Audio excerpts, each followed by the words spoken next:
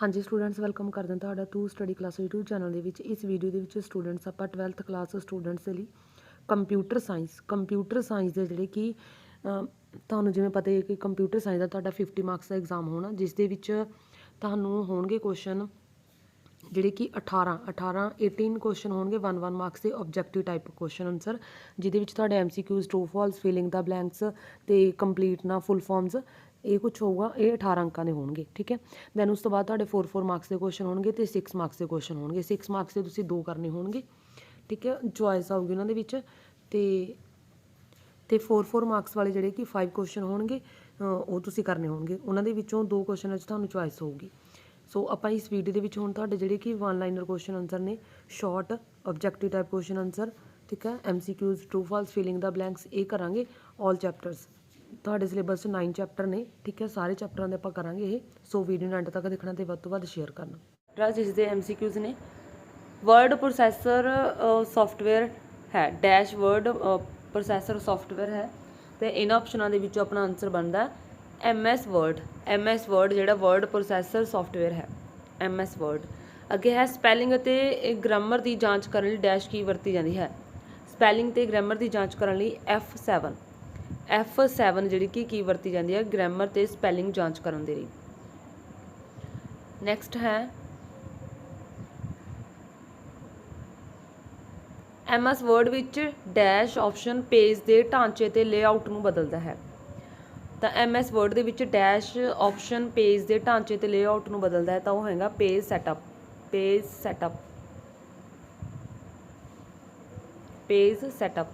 Next ਹੈ dash ਇੱਕ electronic spreadsheet software ਹੈ ਜੋ ਸਵੈਚਾਲਿਤ ਗਣਨਾ ਲਈ ਵਰਤਿਆ ਜਾਂਦਾ ਹੈ।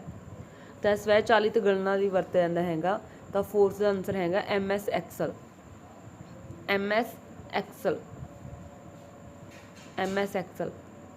ਅੱਗੇ ਹੈ ਡੈਸ਼ ਫੌਂਟ ਸਟਾਈਲ ਆਕਾਰ, ਰੰਗ, ਬੋਲਡ, ਇਟਾਲਿਕ, ਅੰਡਰਲਾਈਨ ਅਤੇ ਹੋਰ ਸੰਬੰਧਿਤ ਮਾਪਦੰਡਾਂ ਨੂੰ ਬਦਲਣ ਦਾ ਹਵਾਲਾ ਦਿੰਦਾ ਹੈ।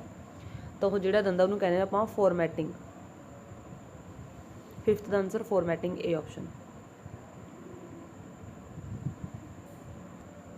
MCQs ਤੋਂ ਬਾਅਦ ਫਸਟ ਚੈਪਟਰ ਦੇ ਹੈਗੇ ਨੇ ਫਿਲਿੰਗ ਦਾ ਬਲੈਂਕਸ। ਫਸਟ ਹੈ ਡੈਸ਼ ਅਤੇ ਡੈਸ਼ ਫੰਕਸ਼ਨ ਸੀਮਾ ਵਿੱਚ ਘੱਟ ਤੋਂ ਘੱਟ ਅਤੇ ਵੱਧ ਤੋਂ ਵੱਧ ਮੁੱਲ ਲੱਭਣ ਲਈ ਵਰਤੇ ਜਾਂਦੇ ਹਨ।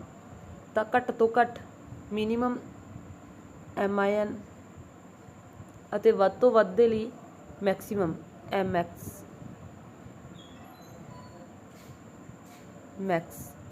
ਇਹ ਫਿਲ ਕਰਨਾ। ਅੱਗੇ ਹੈ ਸੈਕਿੰਡ ਫਿਲਟਰ ਵਿਕਲਪ ਐਕਸਲ ਦੀ ਡੈਸ਼ ਟੈਬ ਵਿੱਚ ਉਪਲਬਧ ਹੈ। ਫਿਲਟਰ ਵਿਕਲਪ ਐਕਸਲ ਦੀ ਡੈਸ਼ ਵਿੱਚ ਉਪਲਬਧ ਹੈ, ਤਾਂ ਡਾਟਾ ਟੈਬ ਦੇ ਵਿੱਚ। ਇਹਨੂੰ ਪੰਜਾਬੀ 'ਚ ਵੀ ਲਿਖ ਸਕਦੇ ਹੋ ਡਾਟਾ, ਠੀਕ ਹੈ। ਡਾਟਾ ਟੈਬ ਵਿੱਚ ਉਪਲਬਧ ਹੈ ਜਾਂ ਇੰਗਲਿਸ਼, ਜਿਵੇਂ ਤੁਹਾਨੂੰ ਠੀਕ ਲੱਗਦਾ। ਅੱਗੇ ਹੈ ਥਰਡ ਜੇ ਕਰਸਰ ਨੂੰ ਫਾਈਲ ਦੇ ਅਖੀਰ ਵਿੱਚ ਰੱਖਿਆ ਗਿਆ ਹੈ ਤਾਂ ਟੈਕਸਟ ਨੂੰ ਮਿਟਾਉਣ ਲਈ ਡੈਸ਼ ਬਟਨ ਦਬਾਇਆ ਜਾਂਦਾ ਹੈ। ਜੇ ਕਰਸਰ ਨੂੰ ਫਾਈਲ ਦੇ ਐਂਡ ਦੇ ਵਿੱਚ ਰੱਖਿਆ ਜਾਂਦਾ ਤਾਂ ਆਪਾਂ ਟੈਕਸਟ ਜਿਹੜਾ ਵੀ ਆਪਾਂ ਨੇ ਇਰੇਜ਼ ਕਰਨਾ, ਤਾਂ ਉਹਦੇ ਲਈ ਆਪਾਂ ਕਿਹੜਾ ਬਟਨ ਦਬਾਉਂਦੇ ਹਾਂ, ਤਾਂ ਬੈਕ ਸਪੇਸ।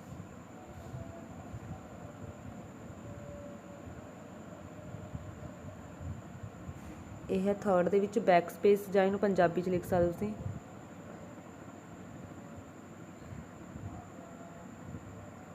Back space.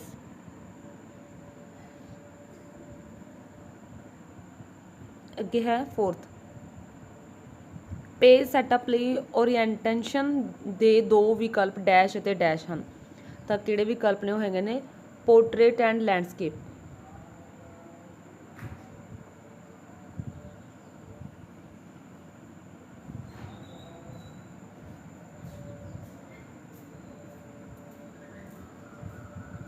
ਇਹਦੇ ਵਿੱਚ ਆਉਣਾ ਸੈਕਿੰਡ 'ਚ ਲੈਂਡਸਕੇਪ।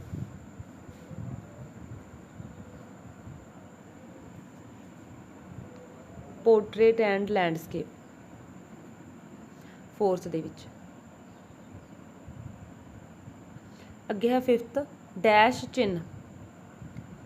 ਚਿੰਨ੍ਹ ਐਕਸਲ ਗਣਨਾ ਵਿੱਚ ਕਿਸੇ ਵੀ ਫਾਰਮੂਲੇ ਫੰਕਸ਼ਨ ਨੂੰ ਸ਼ੁਰੂ ਕਰਨ ਲਈ ਵਰਤਿਆ ਜਾਂਦਾ ਹੈ। ਤਾਂ ਕਿਸੇ ਵੀ ਫੰਕਸ਼ਨ ਨੂੰ ਸ਼ੁਰੂ ਕਰਨ ਲਈ ਐਕਸਲ ਗਣਨਾ ਦੇ ਵਿੱਚ ਕਿਸੇ ਫਾਰਮੂਲੇ ਨੂੰ ਸ਼ੁਰੂ ਕਰਨ ਲਈ ਕੀ ਵਰਤਿਆ ਜਾਂਦਾ, ਤਾਂ ਉਹ ਵਰਤਿਆ ਜਾਂਦਾ ਇਜ਼ ਇਕੁਅਲ ਟੂ। ਜਾਂ ਪੰਜਾਬੀ 'ਚ ਲਿਖ ਸਕਦੇ ਹੋ ਬਰਾਬਰ, ਜਾਂ ਤਾਂ ਬਰਾਬਰ ਲਿਖ ਸਕਦੇ ਹੋ ਜਾਂ ਤੁਸੀਂ ਇਹਨੂੰ ਜਿਹੜੇ ਕਿ ਇਹਦਾ ਸਾਈਨ ਪਾ ਸਕਦੇ ਹੋ ਇਕੁਅਲ ਟੂ ਇੰਗਲਿਸ਼ ਦੇ ਵਿੱਚ। ਨੈਕਸਟ ਹੈ ਅੱਗੇ ਸ਼ਾਰਟਕਟ ਕੀਜ਼ ਨੇ ਇਹ, ਇਹਨਾਂ ਦਾ ਲਿਖਣਾ ਆਪਾਂ ਨੇ ਆਨਸਰ। ਹਾਂਜੀ, ਕਾਪੀ ਕਰਨ ਲਈ ਕਿਸੇ ਨੂੰ ਵੀ ਕਾਪੀ ਕਰਨਾ ਕਿਸੇ ਵੀ ਡਾਕੂਮੈਂਟ ਨੂੰ ਤਾਂ ਆਪਾਂ Ctrl+C, ਠੀਕ ਹੈ। ਤਾਂ ਬਿਲਕੁਲ ਈਜ਼ੀ ਹੈ, ਦੇਖੋ ਇਹ ਸ਼ਾਰਟਕਟ ਕੀ ਯਾਦ ਕਰਨ ਦਾ, ਸਾਰਿਆਂ ਦੇ ਵਿੱਚ Ctrl+Ctrl+Ctrl+ ਆਉਣਾ ਹੀ ਆਉਣਾ ਹੈ ਨਾ, ਸਾਰਿਆਂ ਦੇ ਵਿੱਚ ਲਿਖਿਆ ਜਾਣਾ Ctrl+Ctrl+। ਦੈਨ ਉਸ ਤੋਂ ਬਾਅਦ ਜਿਹੜਾ ਅੱਗੇ ਜੋ ਵੀ ਇਹਦੇ ਵਿੱਚ ਅਲਫਾਬੈਟ ਯੂਜ਼ ਕੀਤਾ ਹੋਇਆ, ਕਾਪੀ ਕਰਨ ਲਈ C, ਪੇਸਟ ਕਰਨ ਲਈ V ਹੈ, ਬੋਲਡ ਕਰਨ ਲਈ B ਤੋਂ, ਅੰਡਰਲਾਈਨ ਕਰਨ ਲਈ ਅੰਡਰਲਾਈਨ ਹੁਣ ਆਪਾਂ U ਤੋਂ ਲਿਖਦੇ ਹਾਂ ਤਾਂ U, ਠੀਕ ਆ। ਬੋਲਡ ਕਰਨ ਲਈ ਬੋਲਡ ਲਿਖਾਂਗੇ ਤਾਂ B, ਐਵੇਂ। ਸਿਰਫ ਕਾਪੀ ਕਰਨ ਲਈ ਜਿਵੇਂ ਸਾਰਿਆਂ 'ਚ Ctrl+Ctrl+ ਲਗਾ ਕੇ ਕਾਪੀ ਕਰਨ ਲਈ ਆਪਾਂ ਕੀ ਲਿਖਾਂਗੇ, ਕਾਪੀ ਲਿਖਾਂਗੇ, ਕਾਪੀ, C ਫॉर ਕਾਪੀ, ਠੀਕ ਹੈ, C for copy.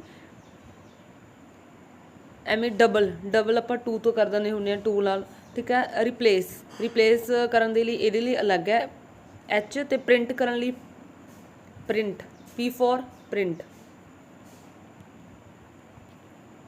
P for print. ਮਤਲਬ ਕਿ ਬਹੁਤ ਈਜ਼ੀ ਨੇ, ਇਹਨਾਂ ਨੂੰ ਤੁਸੀਂ ਯਾਦ ਆਰਾਮ ਨਾਲ ਯਾਦ ਹੋ ਸਕਦੀਆਂ ਨੇ, ਠੀਕ ਹੈ।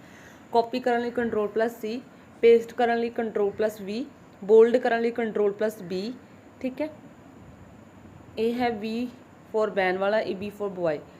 ਅਤੇ ਅੰਡਰਲਾਈਨ ਕਰਨ ਲਈ Ctrl+U, ਸੈਂਟਰ ਅਲਾਈਨਮੈਂਟ ਲਈ Ctrl+E, ਜਸਟੀਫਾਈ ਅਲਾਈਨਮੈਂਟ ਦੇ ਲਈ Ctrl+J, ਡਬਲ ਲਾਈਨ ਸਪੇਸਿੰਗ ਦੇ ਲਈ Ctrl+2,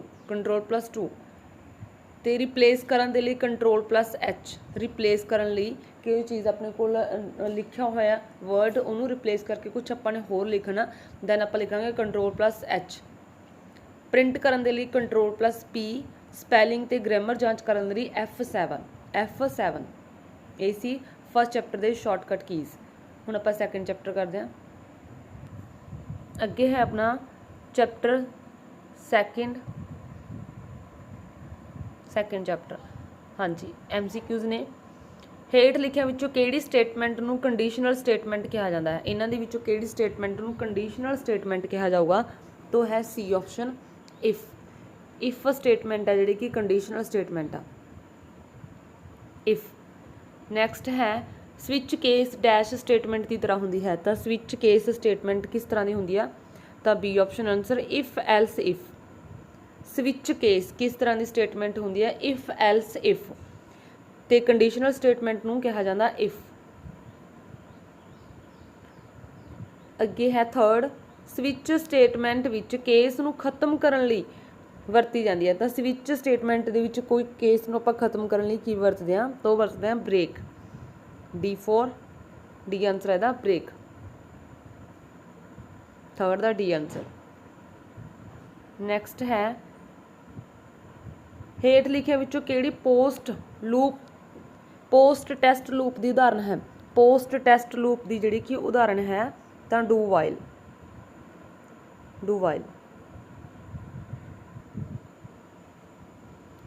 ਨੈਕਸਟ ਹੈ ਹੇਠ ਲਿਖਿਆਂ ਵਿੱਚੋਂ ਕਿਹੜੀ ਜੰਪਿੰਗ ਸਟੇਟਮੈਂਟ ਨਹੀਂ ਹੈ? ਇਹਨਾਂ ਦੇ ਵਿੱਚੋਂ ਦੱਸਣਾ ਕਿ ਕਿਹੜੀ ਜੰਪਿੰਗ ਸਟੇਟਮੈਂਟ ਨਹੀਂ ਹੈ, ਤਾਂ ਉਹ ਹੈ A ਆਪਸ਼ਨ ਆਨਸਰ, ਇਹ ਨਹੀਂ ਹੈ। A ਆਪਸ਼ਨ ਵਾਈਲ, ਇਹ ਨਹੀਂ ਹੈ, ਬਾਕੀ ਹੈਗੀਆਂ ਨੇ ਕੰਟੀਨਿਊ ਵੀ ਹੈ, ਗੋ ਟੂ ਵੀ ਹੈ, ਬ੍ਰੇਕ ਵੀ ਹੈ, ਠੀਕ ਹੈ। ਇਹ ਤਿੰਨੋਂ ਹੈਗੀਆਂ ਨੇ ਜੰਪਿੰਗ ਸਟੇਟਮੈਂਟ, ਬਟ ਜਿਹੜੀ ਨਹੀਂ ਹੈ ਉਹ ਹੈ ਵਾਈਲ, ਕਿਉਂਕਿ ਆਪਾਂ ਨਹੀਂ ਹੈ ਪੁੱਛਿਆ ਹੋਇਆ ਤਾਂ ਆਪਣਾ ਆਨਸਰ A।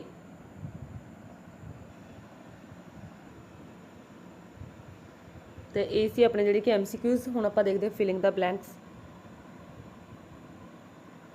ਡੈਸ਼ ਲੂਪ ਵਿੱਚ ਕੰਡੀਸ਼ਨ ਨੂੰ ਲੂਪ ਦੀ ਬੋਡੀ ਤੋਂ ਪਹਿਲਾਂ ਟੈਸਟ ਕੀਤਾ ਜਾਂਦਾ। ਜਦੋਂ ਪਹਿਲਾਂ ਟੈਸਟ ਕੀਤਾ ਜਾਂਦਾ ਤਾਂ ਇਹਦੇ ਵਿੱਚ ਆਉਣਾ ਪ੍ਰੀ ਟੈਸਟ ਲੂਪ।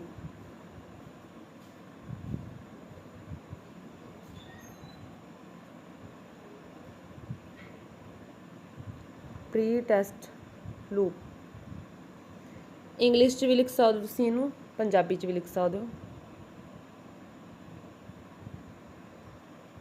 ਇੰਗਲਿਸ਼ ਦੇ ਵਿੱਚ ਪ੍ਰੀ ਟੈਸਟ ਲੂਪ। ਅੱਗੇ ਹੈ ਡੈਸ਼ ਲੂਪ ਵਿੱਚ ਕੰਟਰੋਲ ਕੰਡੀਸ਼ਨ ਨੂੰ ਲੂਪ ਦੀ ਬਾਡੀ ਤੋਂ ਬਾਅਦ ਟੈਸਟ ਕੀਤਾ ਜਾਣਾ। ਜਦੋਂ ਬਾਅਦ ਹੋਊਗਾ ਫਿਰ ਹੋਊਗਾ ਪੋਸਟ ਟੈਸਟ ਲੂਪ। ਠੀਕ ਹੈ, ਪਹਿਲਾਂ ਹੋਊਗਾ ਪ੍ਰੀ ਟੈਸਟ ਲੂਪ, ਬਾਅਦ ਦੇ ਵਿੱਚ ਹੋਊਗਾ ਪੋਸਟ ਟੈਸਟ ਲੂਪ। ਤਾਂ ਹੁਣ ਆਪਣਾ ਸੈਕਿੰਡ ਦੇ ਵਿੱਚ ਆਉਣਾ ਪੋਸਟ ਟੈਸਟ ਲੂਪ। ਇਸ ਦੇ ਵਿੱਚ ਪੋਸਟ ਟੈਸਟ ਲੂਪ ਪੰਜਾਬੀ ਦੇ ਵਿੱਚ ਲਿਖਦੇ ਹਾਂ ਹੁਣ ਆਪਾਂ ਸੈਕਿੰਡ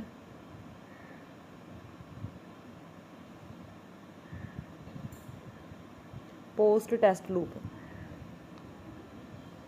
ਅੱਗੇ ਦੇਖਦੇ ਆਪਾਂ ਹੁਣ ਥਰਡ ਹੈ ਲੂਪ ਵਿੱਚ ਕੁਝ ਸਟੇਟਮੈਂਟਾਂ ਨੂੰ ਛੱਡਣ ਲਈ ਡੈਸ਼ ਸਟੇਟਮੈਂਟ ਵਰਤੀ ਜਾਂਦੀ ਹੈ।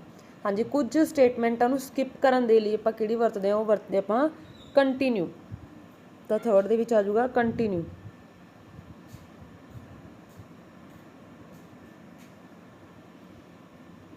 Continue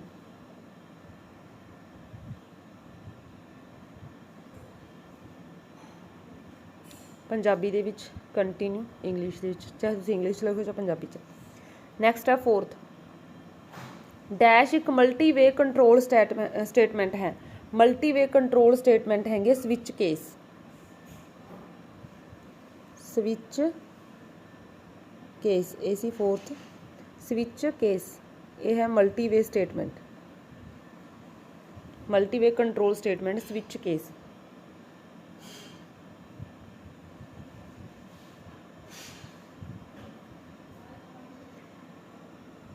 switch case.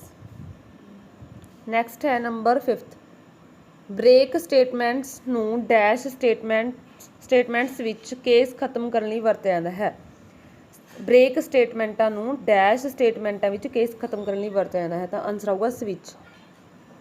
5th ਦੇ ਵਿੱਚ ਸਵਿਚ।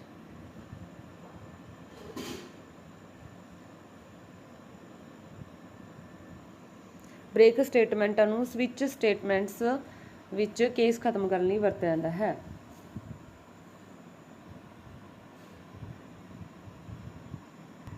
ਨੈਕਸਟ ਨੇ ਅੱਗੇ ਸਹੀ ਗਲਤ ਟਰੂ ਫਾਲਸ।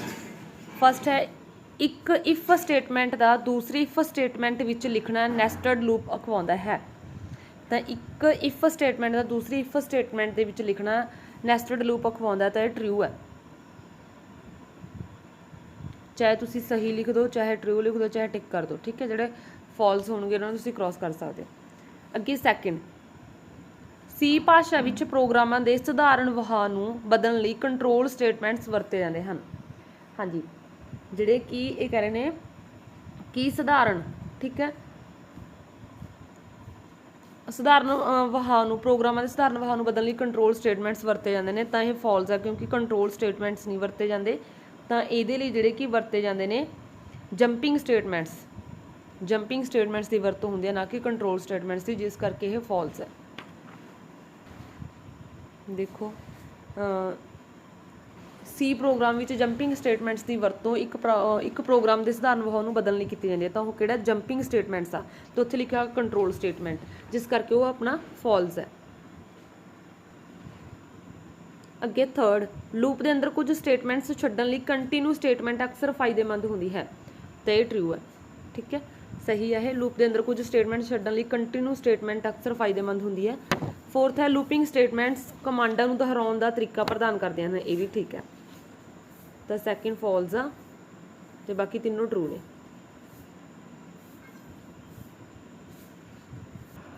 ਨੈਕਸਟ ਹੈ ਥਰਡ ਚੈਪਟਰ ਥਰਡ। ਹਾਂਜੀ, MCQs। ਇੱਕ ਕੰਪਿਊਟਰ ਡੈਸ਼ ਕੰਪਿਊਟਰਾਂ ਦਾ ਸਮੂਹ ਹੈ ਜੋ ਇਕੱਠੇ ਜੁੜੇ ਹੋਏ ਹਨ। ਇੱਕ ਕੰਪਿਊਟਰ ਡੈਸ਼ ਕੰਪਿਊਟਰਾਂ ਦਾ ਸਮੂਹ ਜੋ ਇਕੱਠੇ ਜੁੜੇ ਹੋਏ ਹਨ। ਤਾਂ ਇਹਦੇ ਵਿੱਚ ਆਊਗਾ ਨੈਟਵਰਕ। ਇਹ ਆਪਸ਼ਨ ਨੈਟਵਰਕ। ਅੱਗੇ ਹੈ ਸੈਕਿੰਡ, ਡੈਸ਼ ਅਸਲ ਵਿੱਚ ਮਲਟੀਪੋਰਟਰ ਰਿਪੀਟਰ ਹੈ। ਮਲਟੀਪੋਰਟਰ ਰਿਪੀਟਰ ਕੀ ਹੈ? ਤਾਂ ਇਹਦੇ ਵਿੱਚ ਆਊਗਾ ਹੱਬ। ਸੈਕਿੰਡ ਆਨਸਰ ਹੱਬ। ਡੈਸ਼ ਅਸਲ ਵਿੱਚ ਮਲਟੀਪੋਰਟਰ ਰਿਪੀਟਰ ਹੈ ਤਾਂ ਹੱਬ। ਅੱਗੇ ਹੈ ਥਰਡ, ਡੈਸ਼ ਇੱਕ 2 ਪੋਰਟ ਉਪਕਰਨ ਹੈ। 2 ਪੋਰਟ ਉਪਕਰਨ ਕੀ ਹੈ? ਤਾਂ ਇਹਦੇ ਵਿੱਚ ਆਨਸਰ ਆਊਗਾ ਬ੍ਰਿਜ। ਥਰਡ ਦਾ ਆਨਸਰ ਬ੍ਰਿਜ। ਬ੍ਰਿਜ ਦੀ ਇੱਕ 2 ਪੋਰਟਰ ਉਪਕਰਨ ਹੈ। ਅੱਗੇ ਹੈ ਫੋਰਥ, ਵਾਈਫਾਈ ਦਾ ਅਰਥ ਹੈ ਤਾਂ ਵਾਈਫਾਈ ਦਾ ਅਰਥ ਜਿਹੜਾ ਹੈਗਾ ਉਹ ਹੈ B option wireless fidelity, wireless fidelity, B option. Next है फिफ्थ, डैश एक ब्रिज ते राउटर का सुमेल है तो ब्रिज ते राउटर का सुमेल है वो है ब्राउटर, डी ऑप्शन ब्राउटर।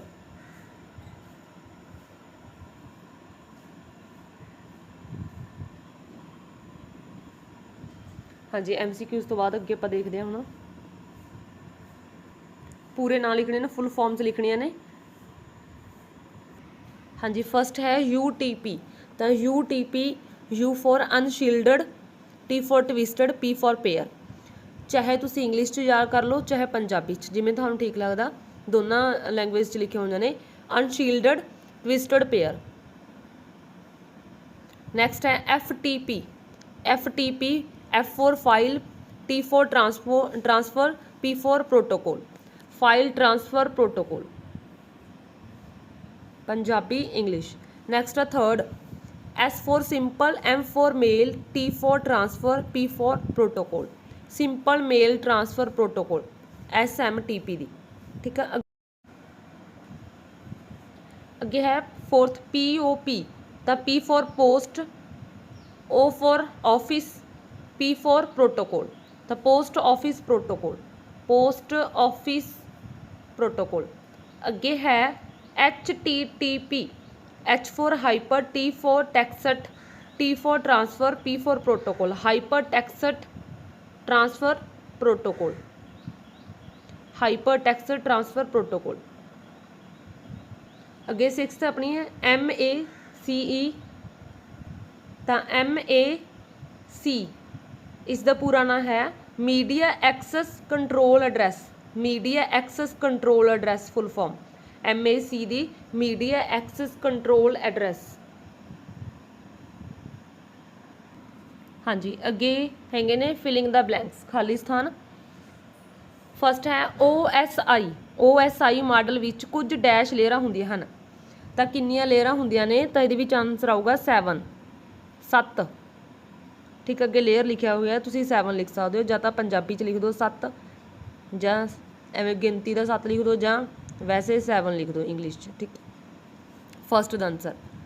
अगे है second, OSI model the dash layer device एड्रैसिंग दा काम करती है। हाँ जी किहड़ी लेयर है जिहड़ी कि एड्रैसिंग दा काम करती है तो है network layer.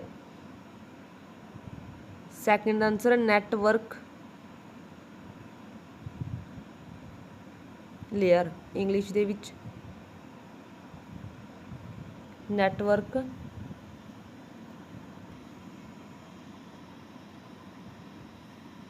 Layer. Second answer network layer, Punjabi English. अगे है थर्ड, डैश मीडिया विच केबलों की वरतों नाल डाटा का संचार किया जाता है। हाँ जी किहड़े मीडिया दे विच कि केबलों की वरतों नाल आपां डाटा का संचार करते हैं तो ये आ जाऊगा guided media, guided media.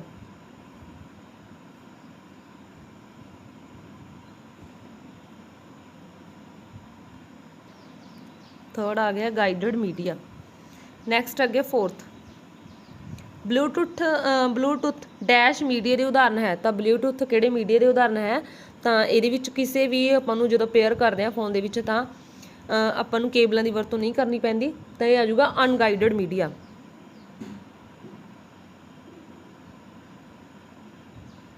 अनगाइडड media.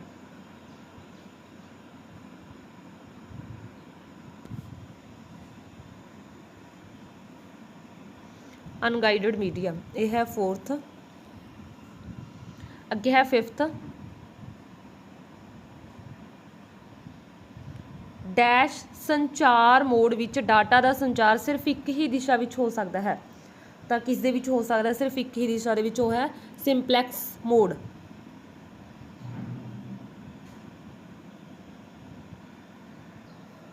Fifth का answer simplex mode, Punjabi and English दोनों की लैंग्वेज लिखता। नैक्सट चैप्टर करते आप फोर्थ,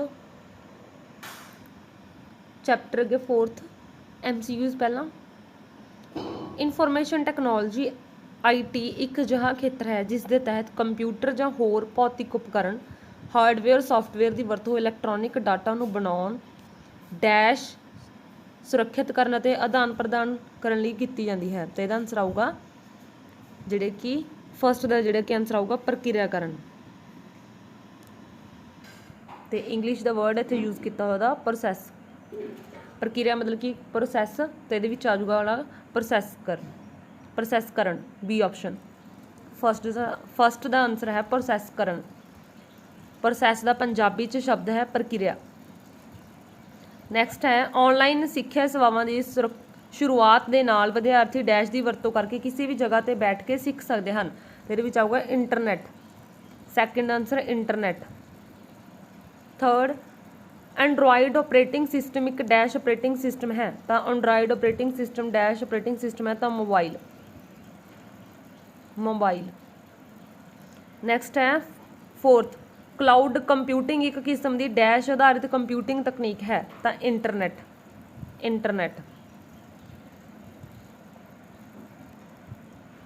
ਤਾਂ MCQs ਹੋ ਗਏ। ਹੁਣ ਆਪਾਂ ਕਰਾਂਗੇ ਅੱਗੇ ਇਹਨਾਂ ਦੇ ਕੰਪਲੀਟ ਨਾ ਕਰਨੇ ਨੇ, ਦੈਨ ਉਸ ਤੋਂ ਬਾਅਦ ਫਿਲਿੰਗ ਦਾ ਬਲੈਂਕਸ। ਹਾਂਜੀ ਪੂਰੇ ਨਾਂ ਲਿਖਣੇ ਨੇ। Wifi the, VR the, IoT IT GPS। ਤਾਂ ਇਹਨਾਂ ਦੇ ਪੰਜਾਬੀ 'ਚ ਵੀ ਨਾਂ ਨੇ ਤੇ ਇੰਗਲਿਸ਼ 'ਚ ਵੀ ਲਿਖੇ ਹੋਏ ਨੇ, ਤੁਸੀਂ ਜਿਸ 'ਚ ਤੁਹਾਨੂੰ ਠੀਕ ਲੱਗਦਾ ਤੁਸੀਂ ਉਹ 'ਚ ਕਰ ਸਕਦੇ ਹੋ। ਵਾਈਫਾਈ ਦੀ ਫੁੱਲ ਫਾਰਮ ਹੈ ਵਾਇਰਲੈਸ ਫਾਈਡੈਲਿਟੀ ਪੰਜਾਬੀ 'ਚ, ਇੰਗਲਿਸ਼ 'ਚ ਵਾਇਰਲੈਸ ਫਾਈਡੈਲਿਟੀ। ਦੈਨ ਹੈ VR V for band virtual reality, ਤਾਂ ਵਰਚੁਅਲ ਰਿਐਲਿਟੀ ਇੰਗਲਿਸ਼ ਦੇ ਵਿੱਚ, ਠੀਕ ਹੈ, ਇਹ ਪੰਜਾਬੀ 'ਚ। ਨੈਕਸਟ ਹੈ ਆਪਣਾ IoT internet of things, English ਦੇ ਵਿੱਚ ਇੰਟਰਨੈਟ ਆਫ ਥਿੰਗਸ। ਅੱਗੇ ਹੈ IT ਇਨਫੋਰਮੇਸ਼ਨ ਟੈਕਨੋਲੋਜੀ ਪੰਜਾਬੀ 'ਚ, ਇਨਫੋਰਮੇਸ਼ਨ ਟੈਕਨੋਲੋਜੀ ਇੰਗਲਿਸ਼ ਦੇ ਵਿੱਚ ਵੀ ਇਨਫੋਰਮੇਸ਼ਨ ਆਪਾਂ ਟੈਕਨੋਲੋਜੀ ਲਿਖਾਂਗੇ, ਇਨਫੋਰਮੇਸ਼ਨ ਟੈਕਨੋਲੋਜੀ। ਅੱਗੇ GPS ਪੰਜਾਬੀ 'ਚ ਗਲੋਬਲ ਪੋਜੀਸ਼ਨਿੰਗ ਟੈਕਨੋਲੋਜੀ, ਤਾਂ ਇੰਗਲਿਸ਼ 'ਚ ਵੀ ਐਵੇਂ ਲਿਖਿਆ ਜਾਊਗਾ ਗਲੋਬਲ ਪੋਜੀਸ਼ਨਿੰਗ ਸਿਸਟਮ। ਟੈਕਨੋਲੋਜੀ ਨੂੰ ਆਪਾਂ system, global positioning system. G for global, P for positioning, S for technology, GPS। ई-कमर्स है electronic commerce, electronic E for electronic, commerce for commerce है, ठीक है, इलेक्ट्रॉनिक कमर्स। ਅੱਗੇ ਹੈ ਖਾਲਿਸਤਾਨ ਫਸਟ ਡੈਸ਼ ਇੱਕ technology ਹੈ ਜੋ ਵਾਇਰਲੈਸ ਹਾਈ ਸਪੀਡ ਇੰਟਰਨੈਟ ਅਤੇ ਨੈਟਵਰਕ ਕਨੈਕਸ਼ਨ ਲਈ ਰੇਡੀਓ ਵੇਵਸ ਦੀ ਵਰਤੋਂ ਕਰਦੀ ਹੈ, ਤਾਂ ਉਹ ਹੈ wifi.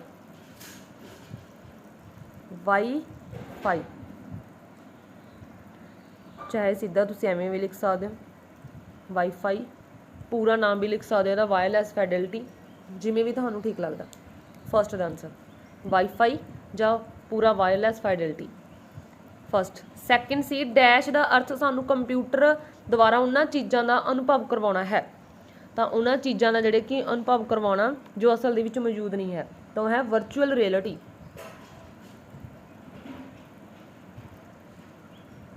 Virtual reality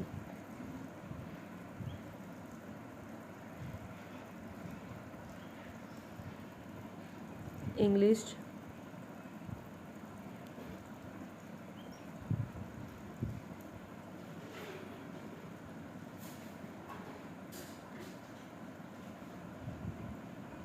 second.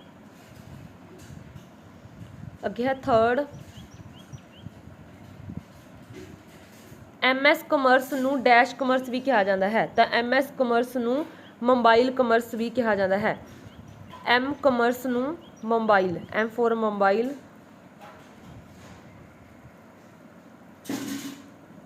Commerce mobile commerce ਵੀ ਕਿਹਾ ਜਾਂਦਾ ਹੈ। ਨਹੀਂ ਸਿੱਧਾ ਤੁਸੀਂ ਮੋਬਾਈਲ ਲਿਖ ਸਕਦੇ ਹੋ, ਅੱਗੇ ਕਮਰਸ ਲਿਖਿਆ ਹੋਇਆ ਥਰਡ ਦੇ ਵਿੱਚ। ਅੱਗੇ ਫੋਰਥ ਡੈਸ਼ ਸਟੋਰੇਜ ਡਾਟਾ ਤੇ ਸੂਚਨਾਵਾਂ ਨੂੰ ਆਨਲਾਈਨ ਸੇਵਾ ਕਰਨ ਦਾ ਸਾਧਨ ਹੈ, ਤੇ ਇਹਦੇ ਵਿੱਚ ਆਊਗਾ ਫੋਰਥ ਦੇ ਵਿੱਚ cloud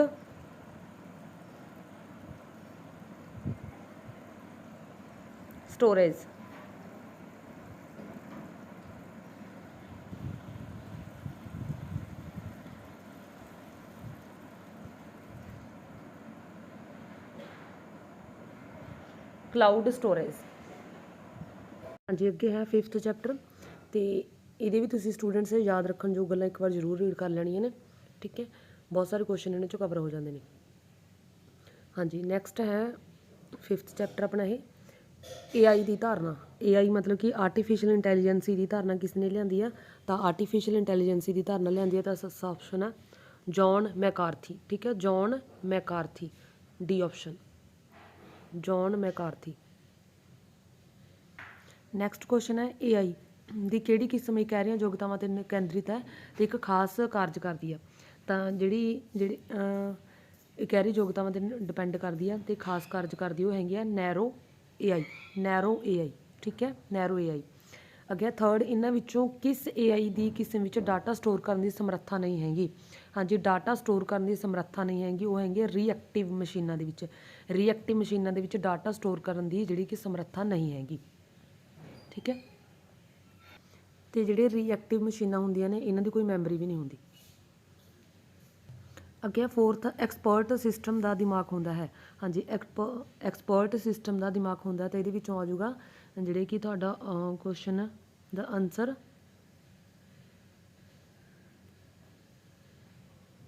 A option inference engine, A option inference engine, A option.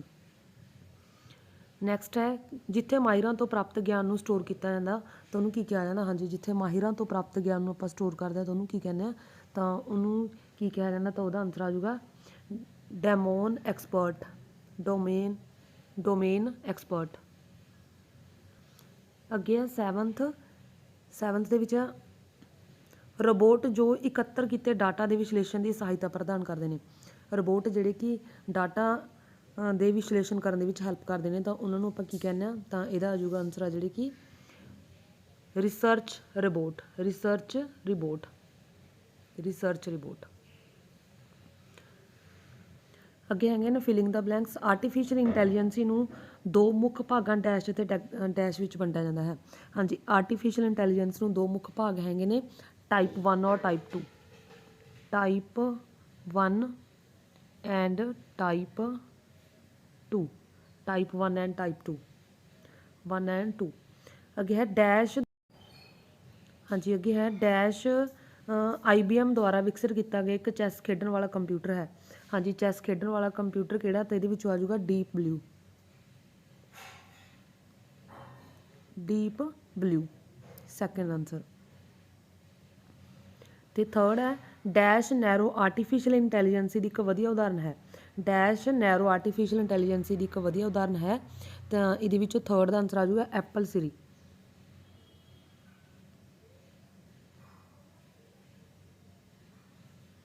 Apple Siri, third the answer.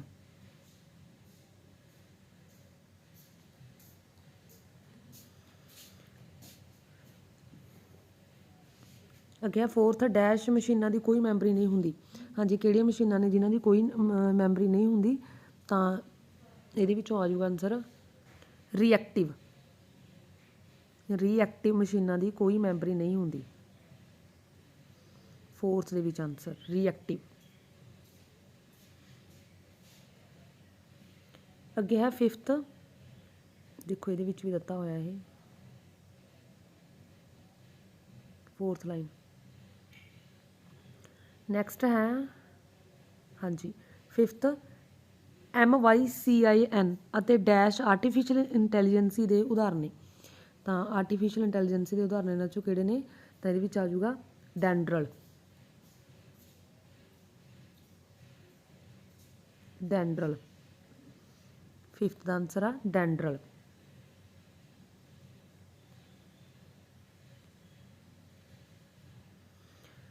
ਅੱਗੇ ਹੈ ਡੈਸ਼ ਪੀੜ੍ਹੀ ਦੇ ਰੋਬੋਟ ਮਨੁੱਖਾਂ ਦੀ ਤਰ੍ਹਾਂ ਸੂਝਵਾਨ ਅਤੇ ਕੁਸ਼ਲ ਹਨ।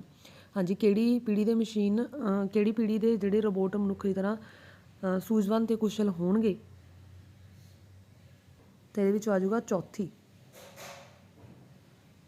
ਪੀੜ੍ਹੀ ਦੇ 4th ਜਨਰੇਸ਼ਨ, 6th ਦੇ ਵਿੱਚ। ਹਾਂਜੀ ਅੱਗੇ ਇਹਨਾਂ ਦੇ ਕੰਪਲੀਟ ਨਾਂ ਲਿਖਣੇ ਨੇ AI। ਤਾਂ AI ਦੀ ਫੁੱਲ ਫਾਰਮ ਆ ਜਿਹੜੀ ਕਿ ਇਹਦੇ ਵਿੱਚ ਆ ਜਾਊਗਾ ਆਰਟੀਫਿਸ਼ੀਅਲ ਇੰਟੈਲੀਜੈਂਸੀ, ਆਰਟੀਫਿਸ਼ੀਅਲ पंजाबी च लिखना पंजाबी च, इंग्लिश च लिखना इंग्लिश च। Artificial intelligence,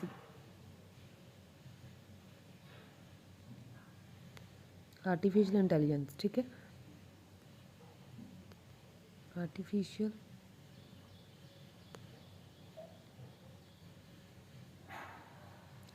intelligence.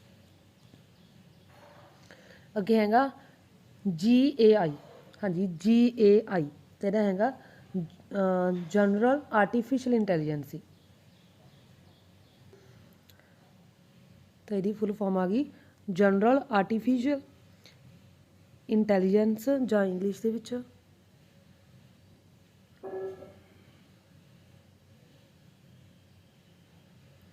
हाँ जी नैक्सट है, हाँ जी अगे हैगा NLP, NLP natural language processing. तो यदा बन गया नैचुरल लैंगुएज प्रोसैसिंग, इंग्लिश ਦੇ ਵਿੱਚ ਇਹਨੂੰ ਲਿਖ ਸਕਦੇ ਹਾਂ ਨੈਚੁਰਲ लैंगुएज प्रोसैसिंग। इंग्लिश ਦੇ ਵਿੱਚ ਲਿਖਣਾ ਇੰਗਲਿਸ਼ 'ਚ ਤੁਸੀਂ ਲਿਖ ਸਕਦੇ ਹੋ, ਪੰਜਾਬੀ 'ਚ ਲਿਖਣਾ ਤੁਸੀਂ ਪੰਜਾਬੀ 'ਚ ਲਿਖ ਸਕਦੇ ਹੋ। ਅੱਗੇ ਹੈਗਾ SAI, SAI strong artificial intelligence. तो बन गया स्ट्रोंग आर्टिफिशियल इंटैलीजेंस।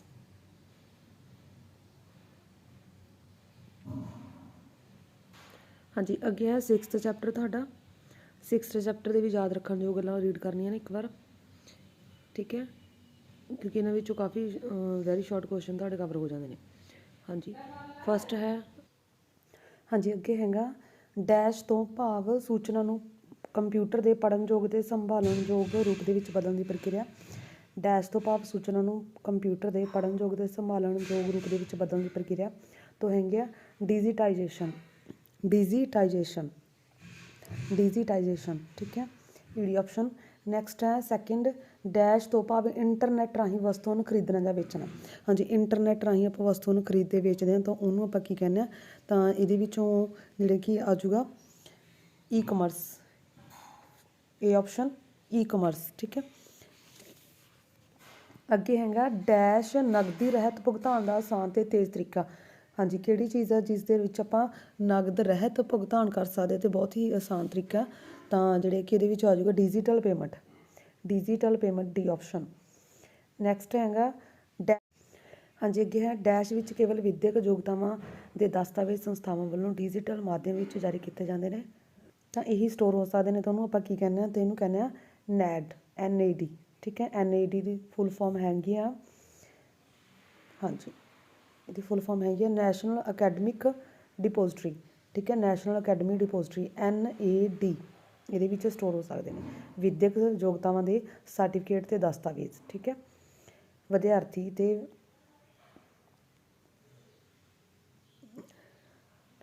विद्यक योग्यतावां ते दस्तावेज संस्थावां वालों। नैक्सट हैगा, हाँ जी नैक्सट है डैश ई कमर्स की एक किस्म है जिस विच कंपनी ते खपतकार शामिल होंदे ने, जिस दे विच कंपनी ते खपतकार शामिल होंदे ने, खपतकार कंज्यूमर, ठीक है, कस्टमर, तो वो किहड़ी हैगा तो ये विचों आ जाऊगा B2C, B2C, बी मतलब कि बिजनस, ठीक है, तो टू मतलब कि C मतलब कि कंज्यूमर या कस्टमर, भाव कि व्यापार तो खपतकार, व्यापार तो खपतकार दे विच कंपनी ते खपतकार जिहड़े कि शामिल होंदे ने, व्यापार तो खपतकार, business to consumer, business to consumer तो B2C। अगे इन्हां दे पूरे नेम लिखने ने तो ये B2B, B2B का मतलब बिजनस टू बिजनस, ठीक है, बिजनस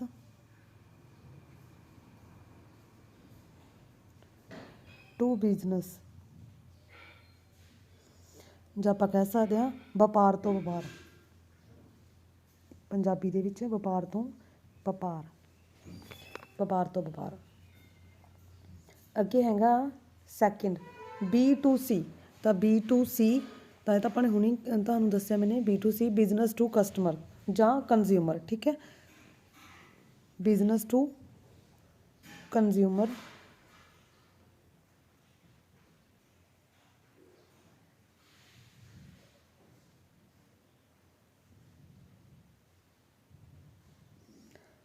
कंज्यूमर जहाँ दे कस्टमर भी कर सकते हो। ਜਾਂ ਤੁਸੀਂ ਇਹਨੂੰ ਪੰਜਾਬੀ 'ਚ ਲਿਖ ਸਕਦੇ ਹੋ ਵਪਾਰ ਤੋਂ ਖਪਤਕਾਰ।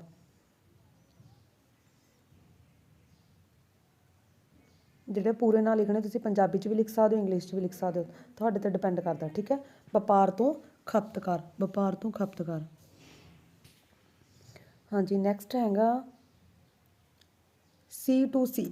ਤਾਂ C2C ਦਾ ਮਤਲਬ ਕੀ ਹੋ ਗਿਆ? ਖਪਤਕਾਰ ਤੋਂ ਖਪਤਕਾਰ, ਕਸਟਮਰ ਤੋਂ ਕਸਟਮਰ। ਠੀਕ ਹੈ, ਜਾਂ ਕੰਜ਼ਿਊਮਰ ਟੂ ਕੰਜ਼ਿਊਮਰ।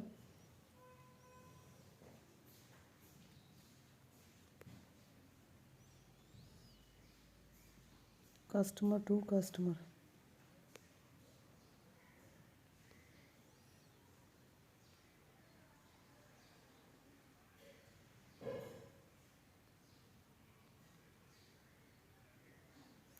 ਖਪਤਕਾਰ ਤੋਂ ਖਪਤਕਾਰ।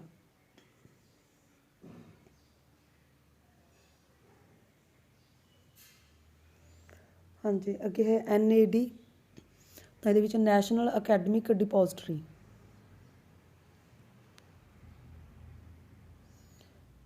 ਨੈਸ਼ਨਲ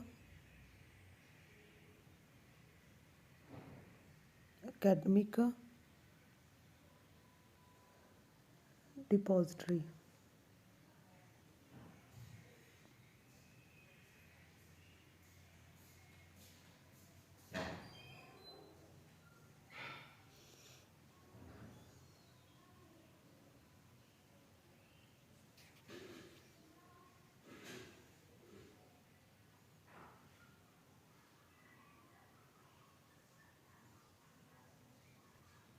ਹਾਂਜੀ, ਅੱਗੇ ਹੈ UPI। ਤਾਂ UPI ਦਾ ਜਿਹੜੇ ਕੀ ਆ ਜਾਊਗਾ? Unified payment interface. ਠੀਕ ਹੈ, ਯੂਨੀਫਾਈਡ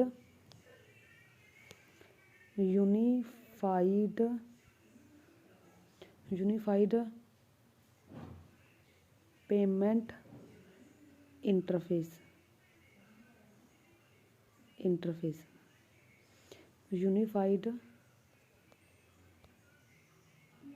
ਯੂਨੀਫਾਈਡ ਪੇਮੈਂਟ ਇੰਟਰਫੇਸ। ਠੀਕ ਹੈ, ਇੰਟਰਫੇਸ। ਹਾਂਜੀ, ਅੱਗੇ ਇਹਨਾਂ ਦੇ ਕੁਐਸਚਨ ਆਨਸਰ ਨੇ, ਇਹ ਆਪਾਂ ਅਲੱਗ ਵੀਡੀਓ 'ਚ ਕਰਾਂਗੇ। ਹਾਂਜੀ, ਅੱਗੇ 7th ਚੈਪਟਰ। 7th ਚੈਪਟਰ ਹੈਗਾ E-ਗਵਰਨੈਂਸ ਵਾਲਾ। ਤਾਂ ਇਹਦੇ ਵਿੱਚ ਵੀ ਸ਼ਾਰਟ ਕੁਐਸਚਨ ਦੇ ਲਈ ਇਹਨੂੰ ਜ਼ਰੂਰ ਰੀਡ ਕਰਨਾ ਇੱਕ ਵਾਰ, ਯਾਦ ਰੱਖਣ ਯੋਗ ਗੱਲਾਂ। ਠੀਕ ਹੈ, ਮਹੱਤਵਪੂਰਨ ਵੈਬਸਾਈਟਾਂ। ਤੇ ਹਾਂਜੀ, ਹੁਣ ਆਪਾਂ ਕੁਐਸਚਨ ਕਰਦੇ ਹਾਂ। G2C ਦਾ ਕੀ ਅਰਥ ਹੈ? G2C ਦਾ ਕੀ ਮਤਲਬ ਹੈ? ਤਾਂ ਇਹ ਹੈ ਸਰਕਾਰ ਤੋਂ ਨਾਗਰਿਕ। ਸਰਕਾਰ ਤੋਂ ਨਾਗਰਿਕ। G ਮਤਲਬ ਕਿ ਗਵਰਨਮੈਂਟ। ਠੀਕ ਹੈ, C ਮਤਲਬ ਕਿ ਸਿਟੀਜ਼ਨ। ਗਵਰਨਮੈਂਟ ਟੂ ਸਿਟੀਜ਼ਨ, ਸਰਕਾਰ ਤੋਂ ਨਾਗਰਿਕ। ਹਾਂਜੀ, ਅੱਗੇ ਹੈਗਾ E-ਗਵਰਨੈਂਸ ਦੀਆਂ ਸੇਵਾਵਾਂ ਤੇ ਸੁਵਿਧਾਵਾਂ ਦਾ ਆਧੁਨਿਕ ਰੂਪ ਡੈਸ਼ ਹੈ। ਹਾਂਜੀ, E-ਗਵਰਨੈਂਸ ਦੀਆਂ ਸੇਵਾਵਾਂ ਤੇ ਸੁਵਿਧਾਵਾਂ ਦਾ ਆਧੁਨਿਕ ਰੂਪ ਕੀ ਹੈ? ਤਾਂ ਇਹਦੇ ਵਿੱਚ ਆ ਜਾਊਗਾ smart governance. D option, smart governance. ਤੇ ਅੱਗੇ ਹੈਗਾ ਆਧਾਰ ਕਾਰਡ। ਆਧਾਰ ਕਾਰਡ ਦੇ ਨੰਬਰਾਂ ਦੀ ਗਿਣਤੀ ਕਿੰਨੀ ਹੁੰਦੀ ਹੈ? ਤਾਂ ਆਧਾਰ ਕਾਰਡ ਦੇ ਨੰਬਰਾਂ ਦੀ ਗਿਣਤੀ ਹੁੰਦੀ ਹੈ 12। ਠੀਕ ਹੈ, 12। ਤੇ ਇੱਕ ਆਪਣਾ ਫਸਟ ਰਹਿ ਗਿਆ। ਹਾਂਜੀ, ਫਸਟ ਸੀ ਸਰਕਾਰ ਦੀਆਂ ਔਨਲਾਈਨ ਸੇਵਾਵਾਂ ਤੇ ਸੁਵਿਧਾਵਾਂ ਨੂੰ ਕੀ ਕਿਹਾ ਜਾਂਦਾ? ਸਰਕਾਰ ਦੀਆਂ ਔਨਲਾਈਨ ਸੇਵਾਵਾਂ ਤੇ ਸੁਵਿਧਾਵਾਂ ਨੂੰ ਕਿਹਾ ਜਾਂਦਾ E-ਗਵਰਨੈਂਸ। ਠੀਕ ਹੈ। ਹਾਂਜੀ, ਅੱਗੇ ਹੇਠ ਲਿਖਿਆਂ ਵਿੱਚੋਂ ਕਿਹੜਾ ਕਿਸੇ ਵੀ ਇਨਫੋਰਮੇਸ਼ਨ ਸਿਸਟਮ ਦਾ ਭਾਗ ਹੈ?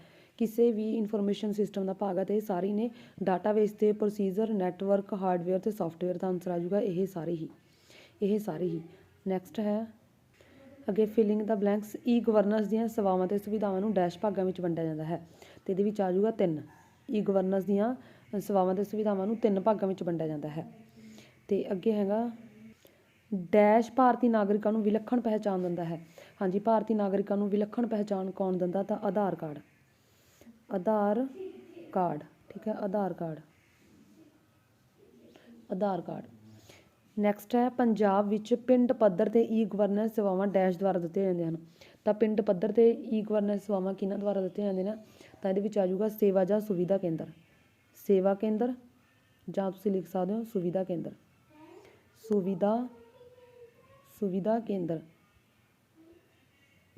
ਜਾਂ ਸੇਵਾ ਕੇਂਦਰ ਜਾਂ ਸੁਵਿਧਾ ਕੇਂਦਰ। ਤੇ ਅੱਗੇ ਹੈਗਾ ਡੈਸ਼ ਦੀ ਵਰਤੋਂ ਗੰਭੀਰ ਜਾਂ ਜਟਿਲ ਸਮੱਸਿਆਵਾਂ ਦਾ ਹੱਲ ਕਰਨ ਲਈ ਕੀਤੀ ਜਾਂਦੀ ਹੈ।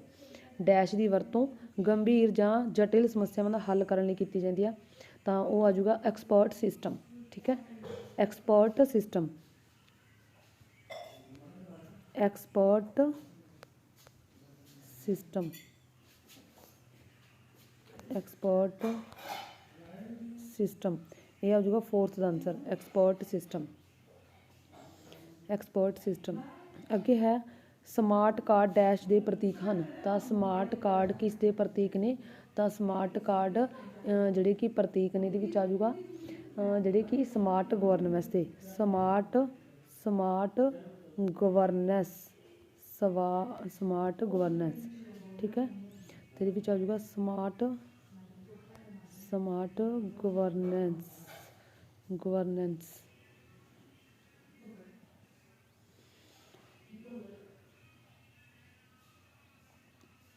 ਹਾਂਜੀ, ਨੈਕਸਟ ਅੱਗੇ ਫੁੱਲ ਫਾਰਮ ਲਿਖਣੇ ਨੇ UID, ਤਾਂ UID ਕੀ ਹੈ, UID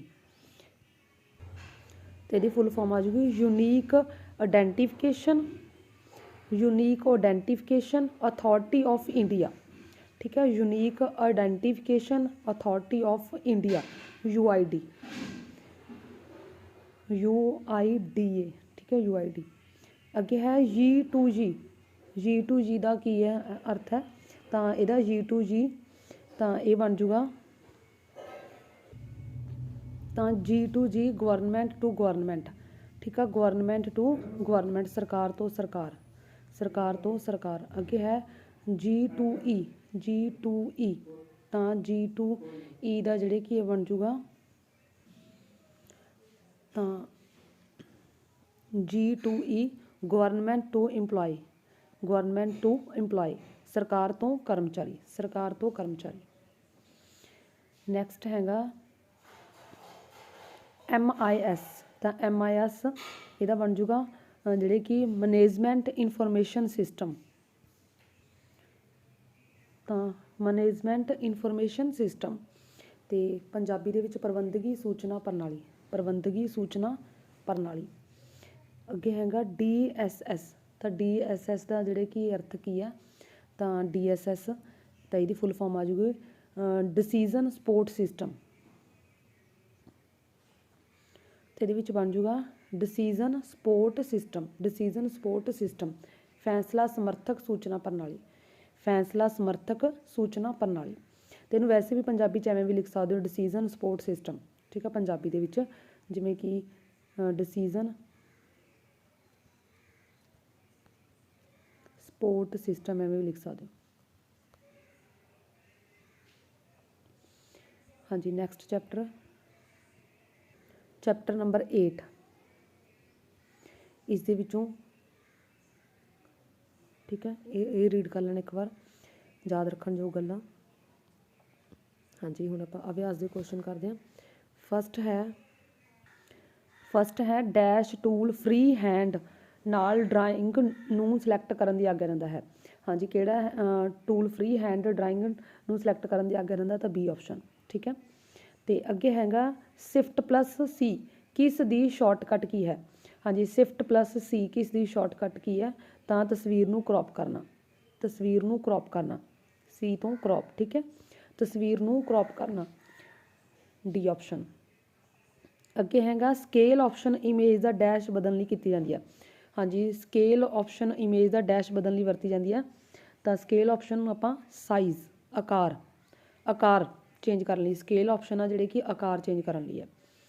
ਤੇ ਨੈਕਸਟ ਹੈ ਅੱਗੇ 4th ਡੈਸ਼ ਉਹ ਸ਼ੀਟਸ ਦਾ ਸਮੂਹ ਹੁੰਦਾ ਹੈ ਜੋ ਇੱਕ ਦੂਜੇ ਦੇ ਉੱਪਰ ਨਜ਼ਰ ਆਉਂਦੀਆਂ ਨੇ, ਤਾਂ ਕਿਹੜਾ ਉਹ ਸ਼ੀਟਸ ਦਾ ਸਮੂਹ ਹੈ ਜਿਹੜੇ ਇੱਕ ਦੂਜੇ ਦੇ ਉੱਪਰ ਨਜ਼ਰ ਆਉਂਦੀਆਂ ਨੇ, ਤਾਂ C ਆਪਸ਼ਨ ਲੇਜ਼ਰਸ, C ਆਪਸ਼ਨ। ਠੀਕ ਹੈ, ਅੱਗੇ ਹੈਗਾ 5th dash tool active layer ਦੀ ਡੁਪਲੀਕੇਟ ਕਾਪੀ ਬਣਾਉਣ ਵਿੱਚ ਮਦਦ ਕਰਦਾ ਹੈ। ਡੈਸ਼ ਟੂਲ ਐਕਟਿਵ ਲੇਅਰ ਦੀ ਡੁਪਲੀਕੇਟ ਕਾਪੀ ਬਣਾਉਣ ਲਈ ਵਰਤਿਆ ਜਾਂਦਾ, ਤਾਂ ਇਹਦੇ ਵਿੱਚੋਂ ਜਿਹੜੇ ਕਿ ਤੁਹਾਡਾ ਆਪਸ਼ਨ ਆ ਜਾਊਗਾ duplicate layer, duplicate layer, duplicate layer.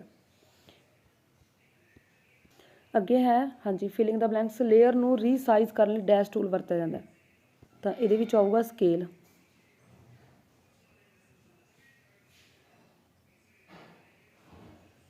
First ਦਾ ਸਕੇਲ। ਅੱਗੇ ਸੈਕਿੰਡ, ਲੇਅਰਸ ਨੂੰ ਮੂਵ ਕਰਨ ਲਈ ਡੈਸ਼ ਟੂਲ ਵਰਤਿਆ ਜਾਂਦਾ। ਹਾਂਜੀ, ਲੇਅਰਸ ਨੇ ਉਹਨਾਂ ਨੂੰ ਜਿਹੜੇ ਮੂਵ ਕਰਨਾ, ਤਾਂ ਮੂਵ ਕਰਨ ਲਈ ਕਿਹੜਾ ਟੂਲ ਵਰਤਾਂਗੇ, ਤਾਂ ਮੂਵ ਟੂਲ। ਠੀਕ ਹੈ, ਮੂਵ ਅੱਗੇ ਟੂਲ ਲਿਖਿਆ ਹੋਇਆ। ਹਾਂਜੀ, ਅੱਗੇ ਹੈਗਾ ਥਰਡ, ਜਦੋਂ ਤਸਵੀਰ ਨੂੰ ਡੈਸ਼ ਕੀਤਾ ਜਾਂਦਾ ਹੈ ਤਸਵੀਰ ਦੀ ਕੁਆਲਿਟੀ ਘਟਦੀ ਹੈ।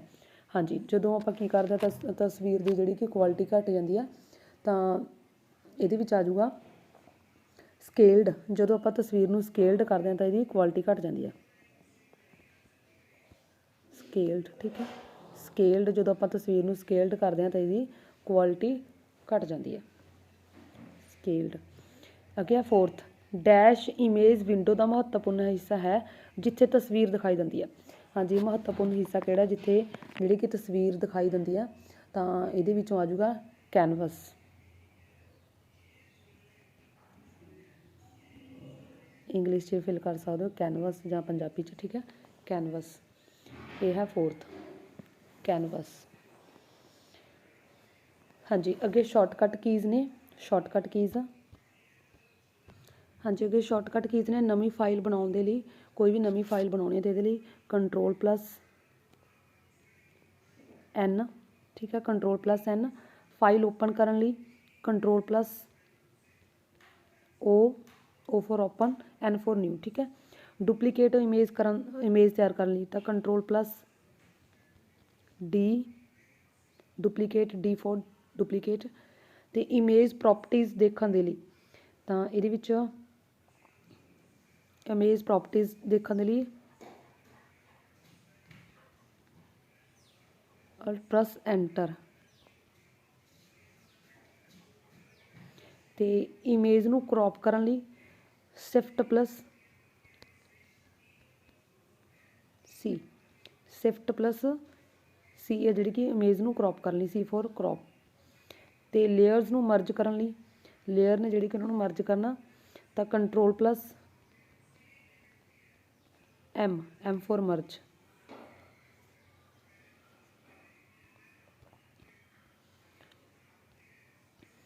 ਅੱਗੇ ਹੈ ਚੈਪਟਰ ਨੰਬਰ 9।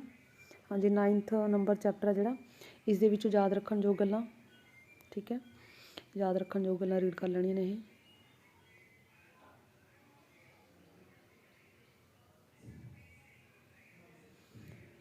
ਹਾਂਜੀ, ਅੱਗੇ ਨੇ MCQs।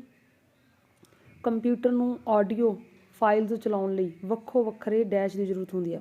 ਹਾਂਜੀ, ਕੰਪਿਊਟਰ ਨੂੰ ਆਡੀਓ ਫਾਈਲਸ ਚਲਾਉਣ ਲਈ ਵੱਖੋ ਵੱਖਰੇ ਕਿਸ ਦੀ ਜ਼ਰੂਰਤ ਹੁੰਦੀ ਹੈ, ਤਾਂ ਆਡੀਓ ਕੋਡਸ। ਠੀਕ ਆ, ਆਡੀਓ ਕੋਡਸ ਦੀ ਜ਼ਰੂਰਤ ਹੁੰਦੀ ਹੈ, ਆਡੀਓ ਕੋਡਸ। ਅੱਗੇ ਹੈਗਾ ਡੈਸ਼ ਫਾਰਮੈਟ, ਇੱਕ ਆਮ ਆਡੀਓ ਡੈਸ਼ ਫਾਰਮੈਟ ਇੱਕ ਆਮ ਆਡੀਓ ਫਾਰਮੈਟ ਆ ਜੋ ਇਲੈਕਟ੍ਰੋਨਿਕ ਡਿਵਾਈਸ ਵਿੱਚ ਵੱਡੇ ਪੱਧਰ 'ਤੇ ਪਲੇਅ ਕੀਤਾ ਜਾਂਦਾ। ਹਾਂਜੀ, ਇਲੈਕਟ੍ਰੋਨਿਕ 'ਤੇ ਵੱਡੇ ਪੱਧਰ 'ਤੇ ਪਲੇਅ ਕੀਤਾ ਜਾਂਦਾ ਆਡੀਓ ਹੈ, ਇਹ ਆਡੀਓ। ਠੀਕ ਹੈ, ਤਾਂ ਉਹ ਦੱਸ ਜੂਗਾ MP3। ਅੱਗੇ ਹੈ ਆਡੀਓ ਫਾਈਲਸ, ਆਡੀਓ CD ਅਤੇ ਡੈਸ਼ ਫਾਰਮੈਟ ਵਿੱਚ ਸਟੋਰ ਕੀਤੇ ਜਾਂਦੇ ਨੇ। ਹਾਂਜੀ, ਆਡੀਓ ਫਾਈਲਸ ਆਡੀਓ CD 'ਤੇ ਕਿੱਥੇ ਸਟੋਰ ਕੀਤੇ ਜਾਂਦੇ ਨੇ, ਅਤੇ ਇਹਦੇ ਵਿੱਚ ਆਪਸ਼ਨ ਆ ਜਾਊਗਾ D option, CDA D option CDA। ਅੱਗੇ ਹੈ ਫੋਰਥ, ਵੀਡੀਓ ਵਿੱਚ ਵਿਜ਼ੂਅਲ ਅਤੇ ਆਡੀਓ ਭਾਗ ਵਿੱਚ ਸਿਰਫ ਡੈਸ਼ ਹੁੰਦੀ ਹੈ। ਹਾਂਜੀ, ਵੀਡੀਓ ਵਿੱਚ ਵਿਜ਼ੂਅਲ ਹੁੰਦਾ ਅਤੇ ਆਡੀਓ ਭਾਗ ਵਿੱਚ ਸਿਰਫ, ਤਾਂ ਆਡੀਓ ਭਾਗ ਦੇ ਵਿੱਚ ਸਿਰਫ ਕੀ ਹੋਊਗੀ, ਆਵਾਜ਼। ਸਿਰਫ ਕੀ ਹੋਊਗੀ ਇਹਦੇ ਵਿੱਚ, ਆਵਾਜ਼। ਵੀਡੀਓ ਵਿੱਚ ਵਿਜ਼ੂਅਲ, ਆਡੀਓ ਦੇ ਵਿੱਚ ਸਿਰਫ ਬੋਲ ਰਹੇ ਤਾਂ ਆਵਾਜ਼। ਨੈਕਸਟ ਹੈ, ਹਾਂਜੀ, ਵੀਡੀਓ ਨੂੰ ਭਾਗਾਂ ਵਿੱਚ ਵੰਡਣ ਦੀ ਕਿਰਿਆ ਨੂੰ ਕੀ ਕਹਿੰਦੇ ਨੇ। ਹਾਂਜੀ, ਵੀਡੀਓ ਨੂੰ ਆਪਾਂ ਨੇ ਭਾਗਾਂ ਦੇ ਵਿੱਚ ਵੰਡਣਾ ਤਾਂ ਇਹਨੂੰ ਕਹਿੰਦੇ ਨੇ ਸਪਲਿਟਿੰਗ, B ਆਪਸ਼ਨ, ਸਪਲਿਟਿੰਗ। ਹਾਂਜੀ, ਅੱਗੇ ਨੇ ਸਹੀ ਗਲਤ। ਮੂਵੀ ਨੂੰ ਬਣਾਉਣ ਦੇ ਕੰਮਾਂ ਨੂੰ 5 ਪੜਾਵਾਂ ਵਿੱਚ ਵੰਡਿਆ ਜਾਂਦਾ, ਅਤੇ ਫਾਲਸ ਆ, 5 ਪੜਾਵਾਂ ਦੇ ਵਿੱਚ ਨਹੀਂ ਵੰਡਿਆ ਜਾਂਦਾ। ਨੈਕਸਟ ਹੈ ਵੀਡੀਓ ਐਡੀਟਿੰਗ ਵਿੱਚ ਸਿਰਫ ਇੱਕ ਵੀਡੀਓ ਕਲਿੱਪ ਦੇ ਨਾਲ ਕੰਮ ਕੀਤਾ ਜਾਂਦਾ। ਹਾਂਜੀ, ਵੀਡੀਓ ਐਡੀਟਿੰਗ ਦੇ ਵਿੱਚ ਕਹਿੰਦਾ ਸਿਰਫ ਇੱਕ ਵੀਡੀਓ ਕਲਿੱਪ ਦੇ ਨਾਲ ਕੰਮ ਕੀਤਾ ਜਾਂਦਾ, ਤੇ ਇਹ ਵੀ ਫਾਲਸ ਹੈ। ਨੈਕਸਟ ਹੈ ਵੀਡੀਓ ਮਰਜ ਕਰਨ ਤੋਂ ਭਾਵ ਕਲਿੱਪ ਨੂੰ ਕਈ ਹਿੱਸਿਆਂ ਵਿੱਚ ਵੰਡਣਾ ਹੈ, ਤਾਂ ਵੀਡੀਓ ਨੂੰ ਮਰਜ ਕਰਨ ਦਾ ਭਾਵ ਕੀ ਇਹ ਨਹੀਂ ਹੈ ਕਿ ਇਹਨੂੰ ਵੱਖ-ਵੱਖ ਹਿੱਸਿਆਂ ਵਿੱਚ ਵੰਡਣਾ, ਤਾਂ ਗਲਤ ਹੈ। ਅੱਗੇ ਹੈ ਵੀਡੀਓ ਫਾਈਲ ਨੂੰ ਐਕਸਪੋਰਟ ਕਰਨ ਦੀ ਪ੍ਰਕਿਰਿਆ ਨੂੰ ਆਰੰਭ ਕਰਨ ਤੋਂ ਪਹਿਲਾਂ ਪ੍ਰੋਜੈਕਟ ਨੂੰ ਸੇਵ ਕਰ ਲੈਣਾ ਚਾਹੀਦਾ ਹੈ, ਤਾਂ ਪ੍ਰੋਜੈਕਟ ਨੂੰ ਸੇਵ ਕਰ ਲੈਣਾ ਚਾਹੀਦਾ, ਤੇ ਟਰੂ ਹੈ। ਤੇ ਅੱਗੇ ਹੈਗਾ MPEG 4 video format audio video tracks ਲਈ ਵੱਖਰੇ ਕੰਪਰੈਸ਼ਨ ਦੀ ਵਰਤੋਂ ਕਰਦਾ ਹੈ ਤੇ ਟਰੂ ਹੈ।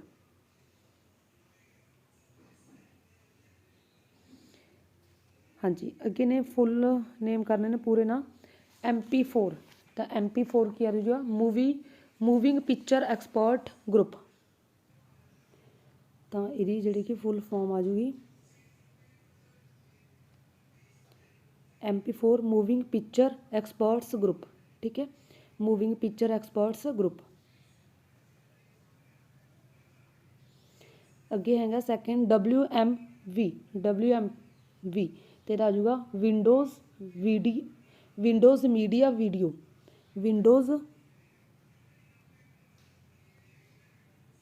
Windows media video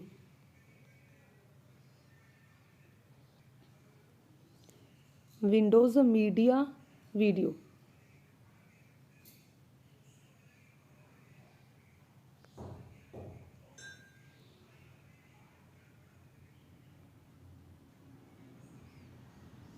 Windows media video.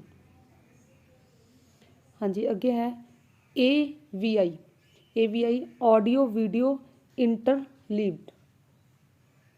ਠੀਕ ਹੈ audio video interleaved audio video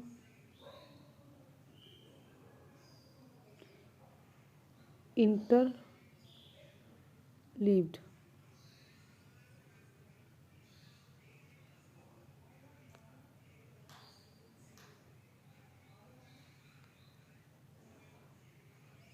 interleaved third. अगे है fourth FLV the flash video.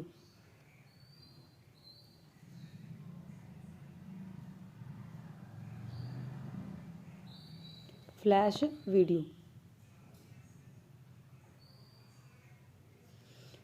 हाँ जी सो ये सी तुहाडे क्वेश्चनस जिहड़े कि ऑब्जेक्टिव टाइप ऑल चैप्टर्स दे। थैंक्स।